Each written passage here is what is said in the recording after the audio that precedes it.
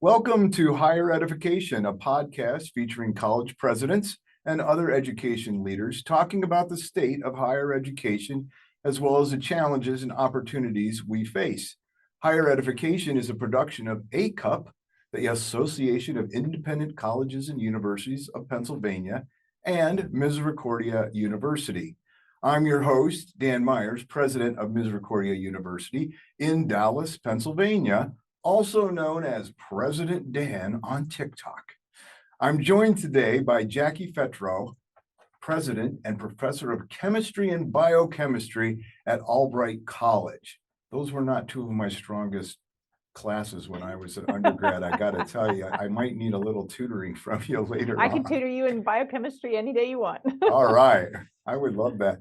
It's one of those things I look back and think about, and it's one of those kind of failures academically that I had. And I always thought, man, I should go back and get a chemistry textbook and, try to just convince myself that I could actually learn this stuff. You could actually learn this stuff.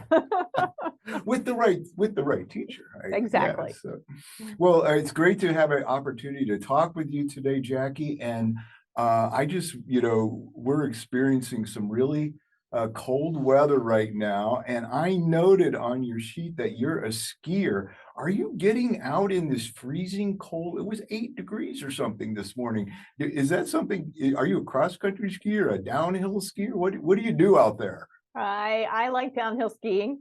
I will admit that I grew up in Pennsylvania and I learned to ski in the Poconos. And I skied a lot in Vermont, New Hampshire, and New York in my youth.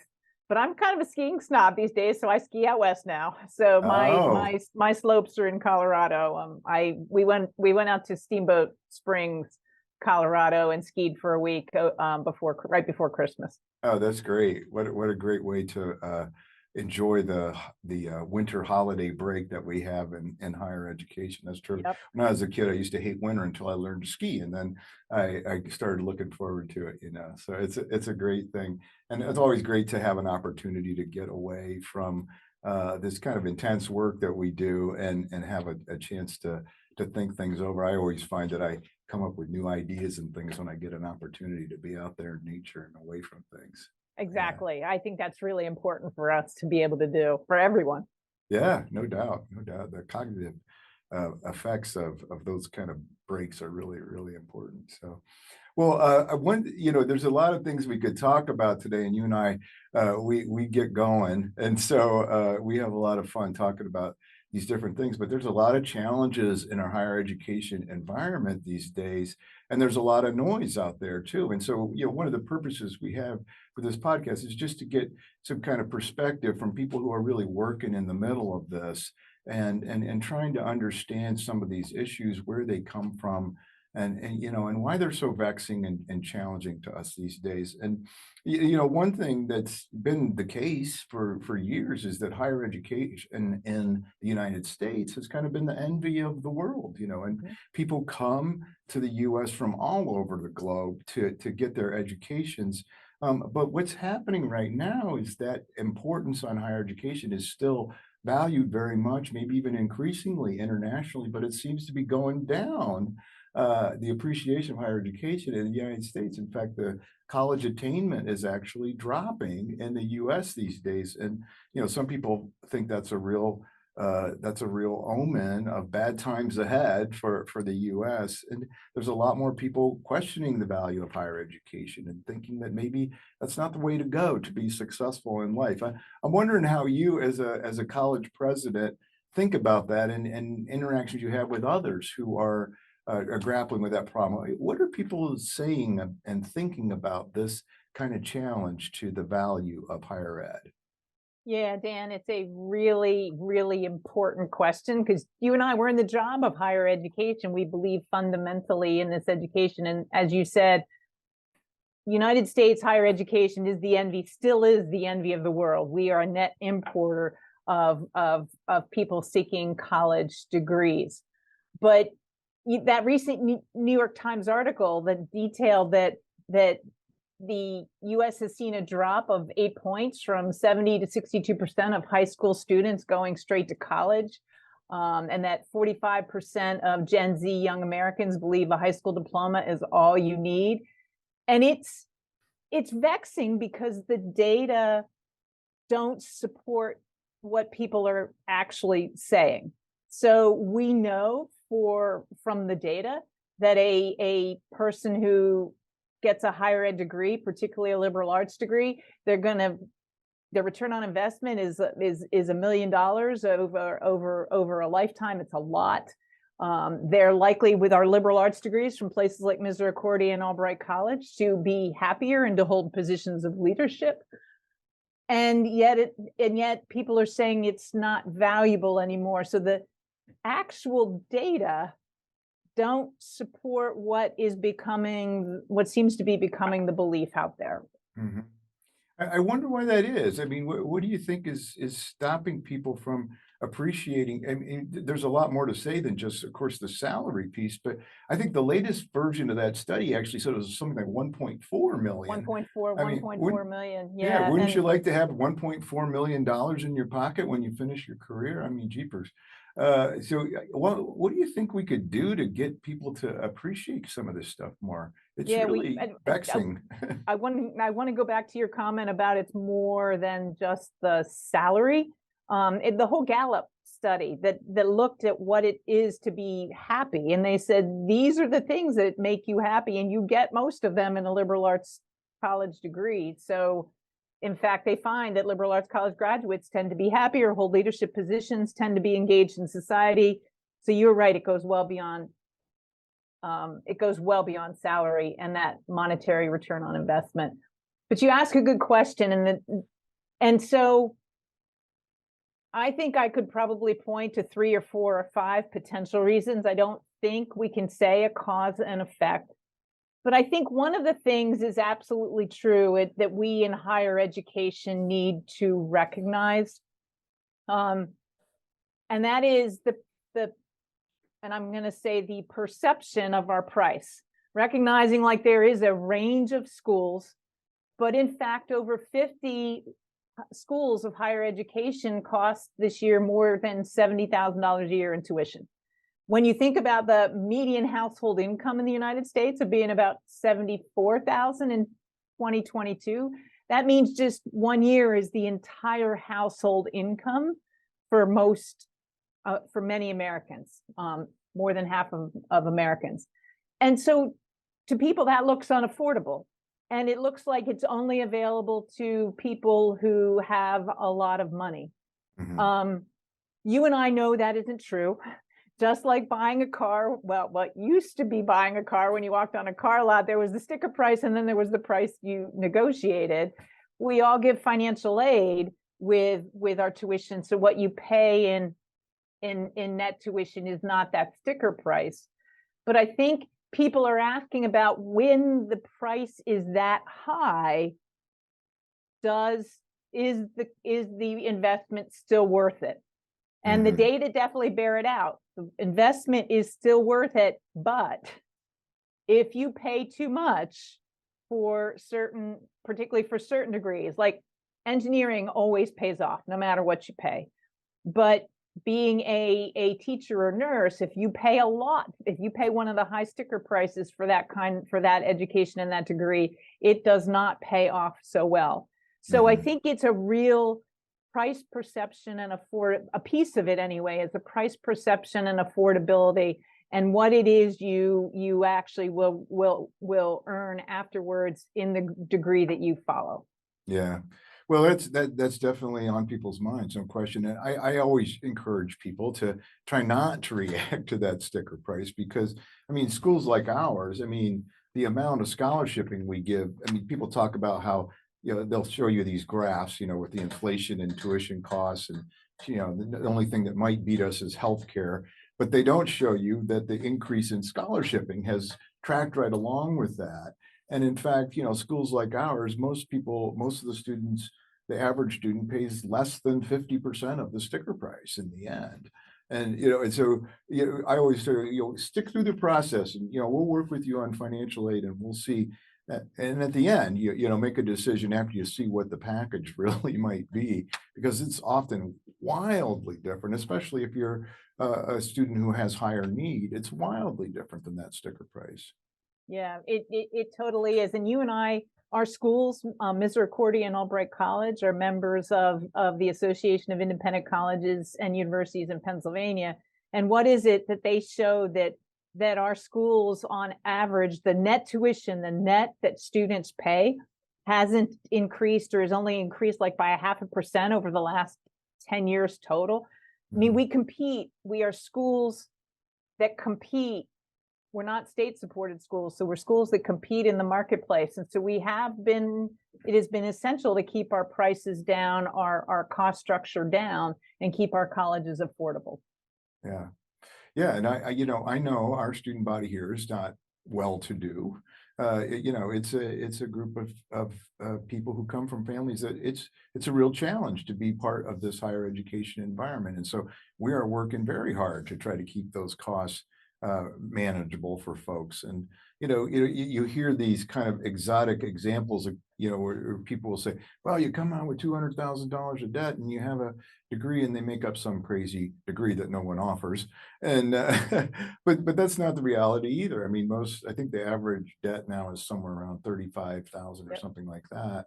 Yep. Coming out the other side, which is what a new car might cost, and that sounds like a much better deal. All of a sudden, you're going to make 1.4 million bucks over the course of your career, and you're starting off with $35,000 of debt.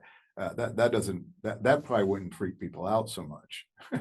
That's definitely not as big a price. And Albright's very much the same. We have long educated students of the middle and working classes, and we were one of the schools that did a tuition right size probably 6 or 7 years ago at this point. So that we were not one of the highest priced schools in Pennsylvania, simply to maintain that mission of educating students of academic promise, students of the middle and working classes. And it shows. We're ranked in the 30s in the U.S. News and World Report social mobility ranking. That's terrific. Good for you. That's impressive. And I just think there's another piece to this too, is that students that come to our schools tend to graduate at much higher rates. And so, when people are giving scholarships or when they're paying their tuition dollars, it's a better investment, because whatever you're investing is more likely to actually give you the prize of the degree at one of our schools. And that's another piece of this that I don't think people are paying enough attention to. I think that's exactly right. Not only is the graduation rate higher, the 4-year graduation rate is higher. So you're paying fewer years of that tuition.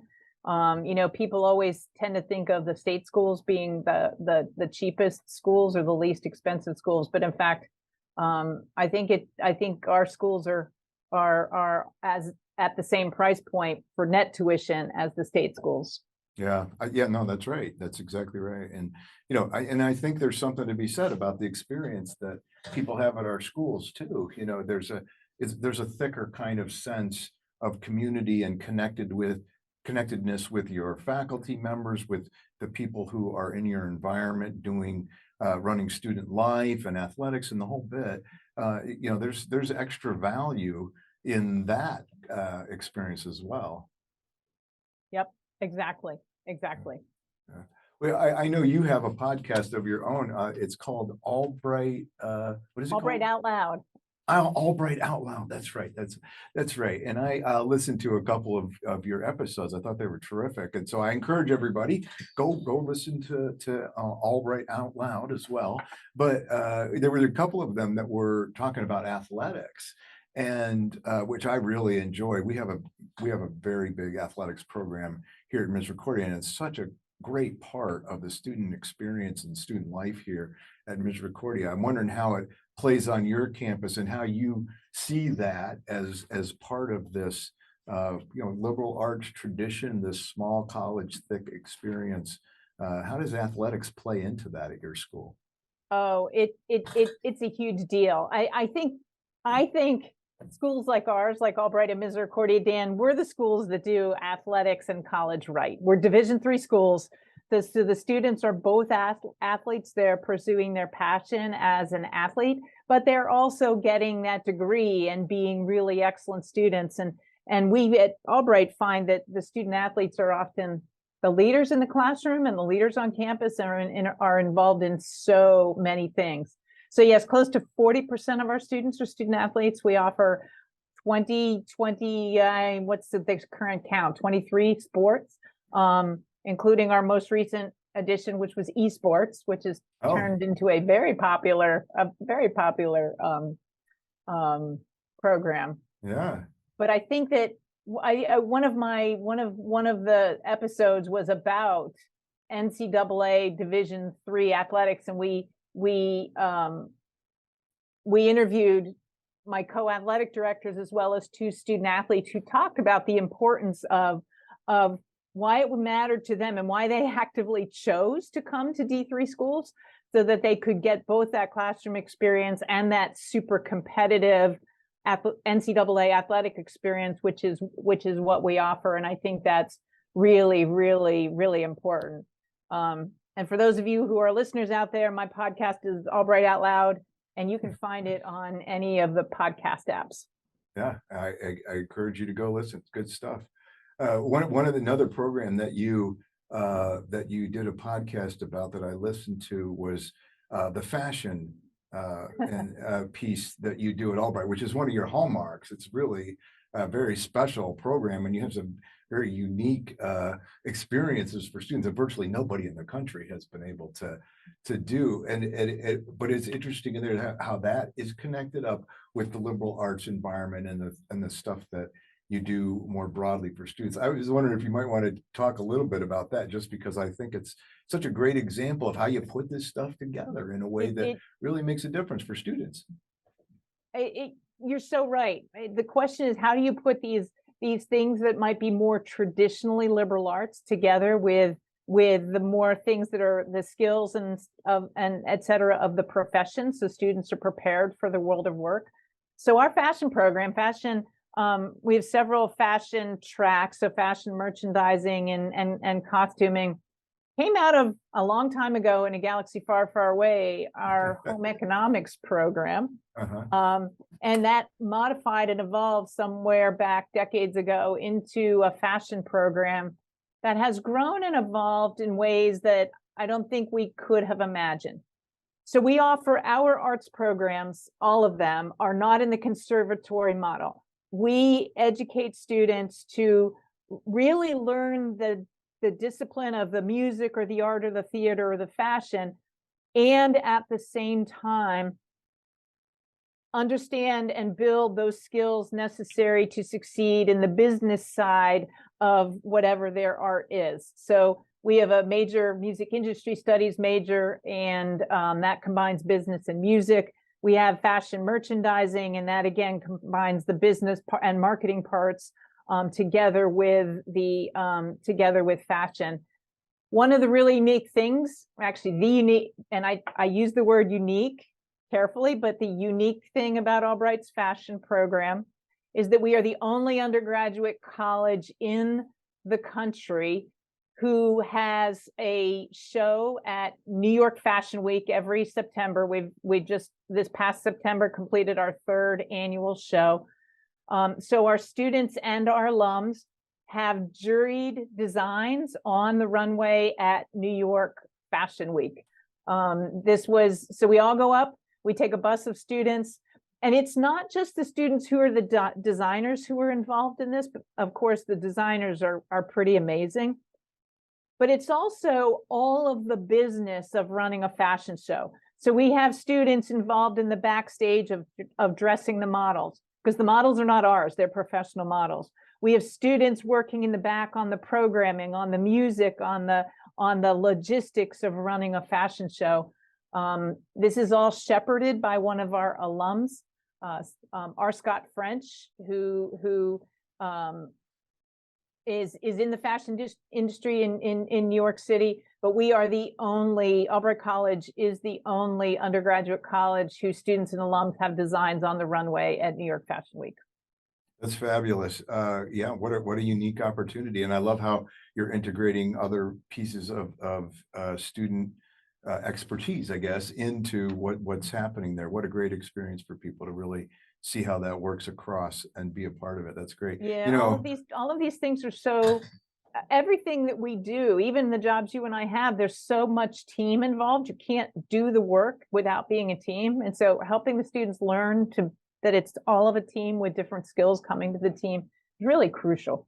Yeah, yeah. Well, that's one of the great things you get in these liberal arts environments is that we're attending to these kind of core critical skills that aren't just for your first job, but they're the kind of things that stick with you throughout your Mhm. career. And being able to work and manage a team and so forth, that's one of them, and then there's critical thinking and all these others that are really developed through the kind of environment that we're trying to produce here in our colleges and universities. You are exactly right about that. You know, we're educating students for jobs that don't exist yet, that use technologies that don't exist yet. Think about artificial intelligence. It wasn't really this kind of competitive artificial intelligence wasn't even really available a year and a half ago, but our students need to learn to use this in the world of work. So schools like ours are not just teaching students the skills of a particular discipline. We're teaching them how to learn so that throughout their lives, as they're presented with new opportunities, new technologies, they have the skills to learn to learn. They continue to learn, and that makes them job ready, no matter what the world will throw at them. Yeah, it's always interesting to me to talk to people who are successful CEOs and COOs and, ask them what the most important educational experiences they had when they were an undergraduate student. And they almost always cite these kinds of things from their liberal arts training. It's really, I mean, almost without fail, these are the things they mention. So somehow this is another one of those things we need to get out there more and help people to understand that this is a piece of the value that you're getting in higher education is those skills. So, Oh, it absolutely is, and I'm sure you know, but I don't know our listeners. I think the Google data, their two projects, including Project Oxygen, really showed it best because Google was one of those way back in the beginning, one of those companies that was really snobby about we're going to only hire the best computer science and computer engineers that we can get our hands on. That was what they hired in the beginning. But at some point in the 2010 2000 they just 2013 they decided to test the hypothesis to say what is it that makes you successful at Google? What is it that enables you to actually build a career here? And they found, in fact, it wasn't computer science skills. In fact, you don't even need computer science skills when you start, if you're willing to learn them. It wasn't high GPAs.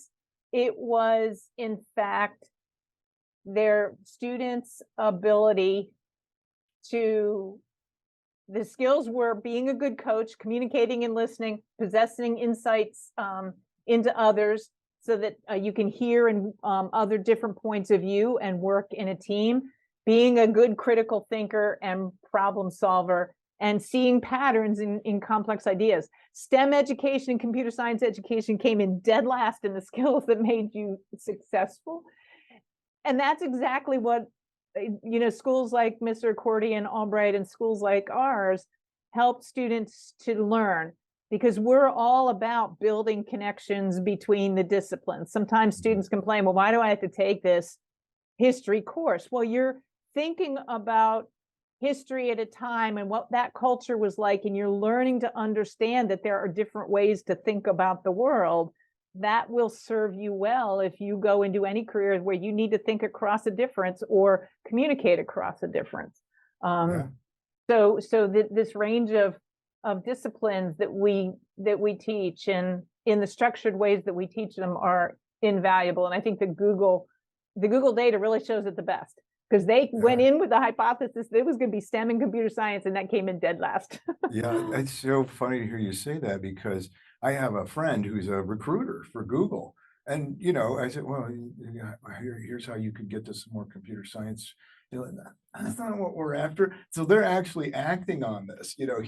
That's the last thing on his list, like you said, when he's going out looking for creativity and people Yep. who work successfully and teams grappling with difficult problems and things that and computer skills they, as you said, you can learn them, and it's really interesting to watch. My son was a gender studies major, and he is a major computer engineer now. He's never taken computer classes, and but he's got that people skill piece and he learned a lot through his liberal arts kind of training. So Yeah, it's just wild to see absolutely. this. It Yeah, is, it yeah, is totally wild because you can learn the skills of computer programming, you can think logically.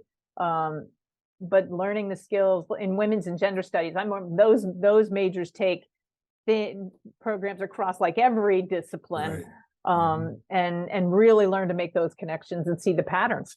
Yeah, that's right. Yeah, those broad reach kind of majors that they seem to have a lot of value for people. It's great to see those people get out there, and do something totally different in a way than what the core of their academic program was about. But there's all that other stuff There's that's all that around it other that stuff. got developed during that time, and not just in the classroom, in the student life stuff that we have as well. I mean, Oh, back to absolutely. athletics, you talk about a crucible for developing leadership under difficult circumstances. Sometimes, there's nothing like being on a losing team to teach you some good leadership skills, right? Absolutely. Okay, let's pick our resilience. Let's pick ourselves up and do it again. I That's right. think that thinking across disciplines is really important. And I think one of the things that Albright has done that's really attractive to many students is something called a co-major. So we don't even require students to pick a single major anymore.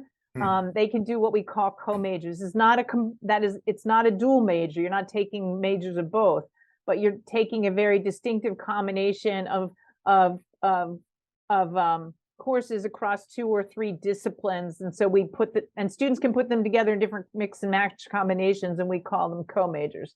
So you'll see co-majors in biology and theater, or even political science and theater, or computer Hmm. science and art, which actually turned into a game and simulation development major because it was so popular with students.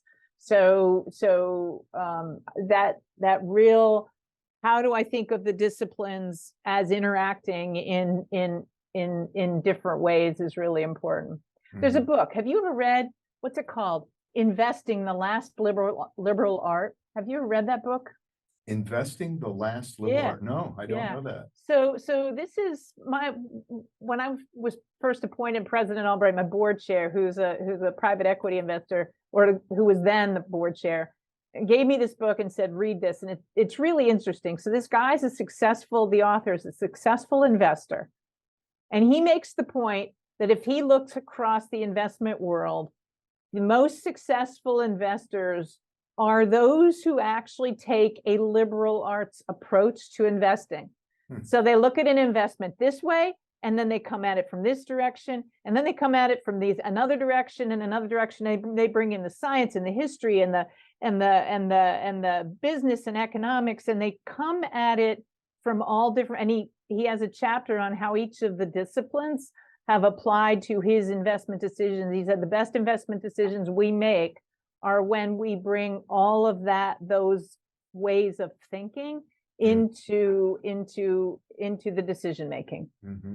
That's terrific. Well, yeah, and I think a lot of the core curriculum, liberal arts requirements have been built around some of these ideas of ways of knowing that, when you put them together, that's when they really become powerful. Yep. Yeah, Yeah. I think that's exactly right. That's where the biggest insights come from.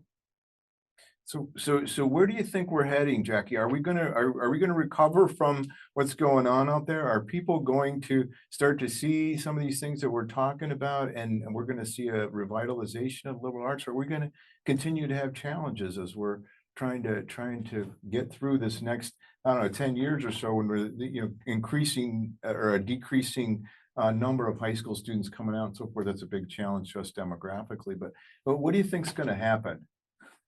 Now Put you on the you're asking spot me, here. you're asking me to read into my crystal ball and look into the Yes, yeah. future. So I am unsure where, so I think I want to talk about 2 parts to your question. I am not willing to look into my crystal ball and say Americans are going to rediscover the value of higher education, or it's going to continue to decrease. I don't know what our society is going to do, and I think that's going to depend a lot on leadership. What I do think is pretty apparent, and you said it, is that the college age student population is declining in the United States. So yes, we will continue, all of us will continue to attract international students because we're still a net draw of international students. However, the reality is that there are not enough college students. We have too much product, our colleges, and not enough customer in the college age students. So some of us, as many schools are already doing, are expanding into the adult market, making sure students at any age can come learn at our institutions. It doesn't just have to be a 4-year degree. Some will continue to increase their international students, but it is in any market-driven business. There will be, and there already are, and closures, and there already are. So mergers and closures, I think, are going to become more common. I think the hard part in mergers about higher ed is how do you find that aligned mission? Because it's not exactly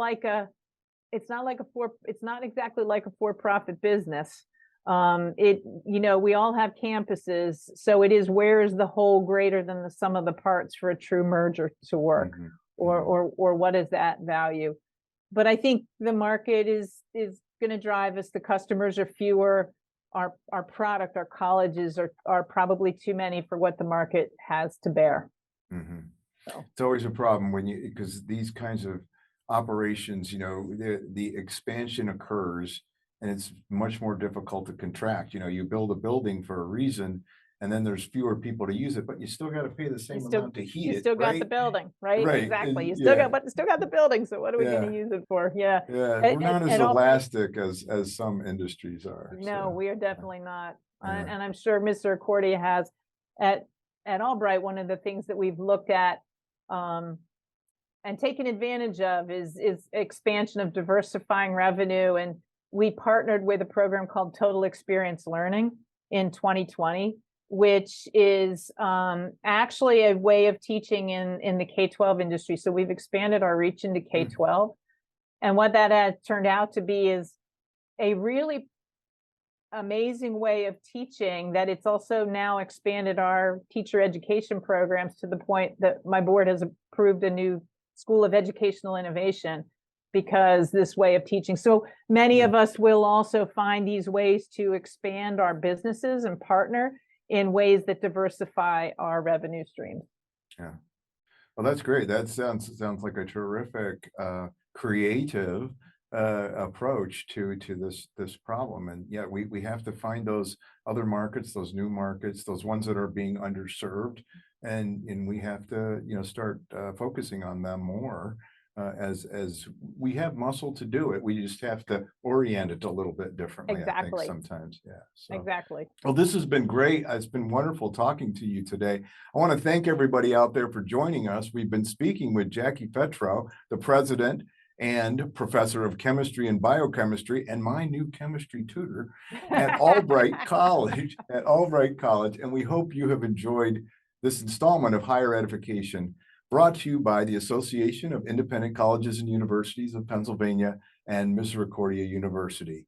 Thanks for listening, and we'll see you next time.